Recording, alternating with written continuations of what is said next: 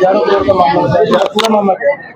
मामला ये एक अमित कात्याल नाम का व्यक्ति है जो फर्जी कंपनी बनाता और किसानों के साथ एग्रीमेंट करता और अनरजिस्टर्ड एग्रीमेंट हमसे करके और हमसे रजिस्ट्री नहीं करी।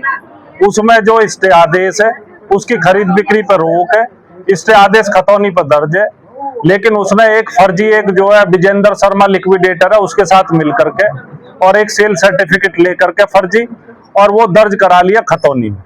तो हमने इसकी शिकायत, इसके फ्रॉड की शिकायत पुलिस कमिश्नर को भी दी है और जो डीसी को भी दी है और सरकार के अन्य महकमों में भी जो संबंधित महकमे वहां भी दी है, लेकिन कहीं से कोई कार्रवाई इसके खिलाफ हुई नहीं है।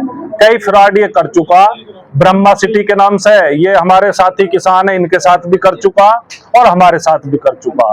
16 साल से हम जो इसमें फंसे हुए हैं और आज आपके माध्यम से हम सरकार से गुहार लगाते हैं कि सरकार इसके खिलाफ कार्रवाई करे, इस पर मुकदमा दर्ज करे, इसके को जेल भेजने का काम करे और जो तहसीलदार और संबंधित राजस्व अधिकारी हैं उन्होंने स्टे आदेश का उल्लंघन करते हुए और खतौनी में स्टे आदेश दर्ज है और उस बात को इग्नोर करते हुए जो दाखिल खारिज किया, जो म्यूटेशन किया, ये अपने आप में बहुत गंभीर अपराध की श्रेणी में आता, या आपराधिक साजिश की श्रेणी में आता, ये फ्रॉड की श्रेणी में आता। तो इनके खिलाफ भी विभागीय जांच होकर के सस्पेंशन की और टर्मिनेशन की कार्रवाई होनी चाहिए। सर, क्या पुलिस डिपार्टमेंट और डीटीपी की भी इसमें इन्वॉल्वमेंट आपको दिखाई दे रही है? नहीं, पुलिस पे तो हम पहुंचे हैं। पुलिस का तो अभी इतना ही है कि हमारी बहुत कोशिश के बावजूद भी पुलिस ने अभी तक हमारी FIR दर्ज नहीं करी।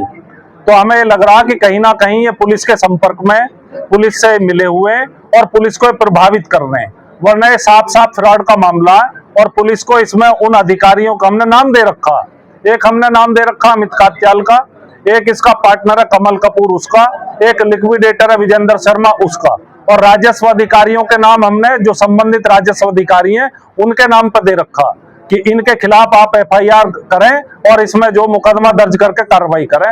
लेकिन पुलिस ने ना अभी FIR दर्ज की है और ना उस पर आगे कोई कार्रवाई की। जिन बिल्डरों के आपने नाम दिए, क्या उन पे पहले भी कोई ऐसे आरोप या शिकायत है? बहुत सारी शिकायतें हैं, वो जेल गए, अभी पीछे कई फ्रॉड के मामलों में जेल गए हैं। ब्रह्मा सिटी के नाम से इसने कई फ्रॉड कर रखे हैं और भी अलग अलग नाम से कंपनियां बना करके फ्रॉड कर रखे हैं।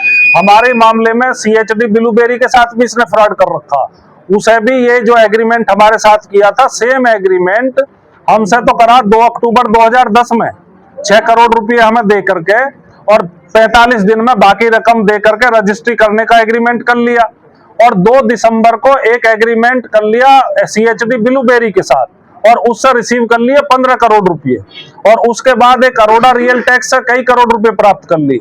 उसके बाद अब फिर जाकर के NCLT में एक कंपनी और बना ली कमल कपूर के साथ मिलकर के और उसमें ट्रांजैक्शन दिखा दी 38 करोड़ की और एक फर्जी सेल सर्टिफिकेट इशू करा कर बिना बैनामा, बिना रजिस्ट्री। आपने दुनिया में कहीं नहीं सुना होगा कि बिना बैनामा, बिना रजिस्ट्री के दाखिल खारिज हो जाओ, लेकिन इसने करा लिया और चूंकि इसने मिली भगत कर रखी है सबसे इस वजह से करा लिया और जो विभागीय अधिकारी हैं वो उस पर कोई कार्रवाई नहीं कर रहे। अभी आपका अगला कदम क्या होगा अगर आपकी मांगे नहीं मानी जाए? हम इसमें एक जो है बड़ी पंचायत करेंगे सभी पीड़ित किसानों की और इसे मुद्दा बनाएंगे और जो ये नेक्सस है इसको एक्सपोज करने का काम करेंगे। वो उसकी शुरुआत तो हमने आपके माध्यम से आज ही कर दी।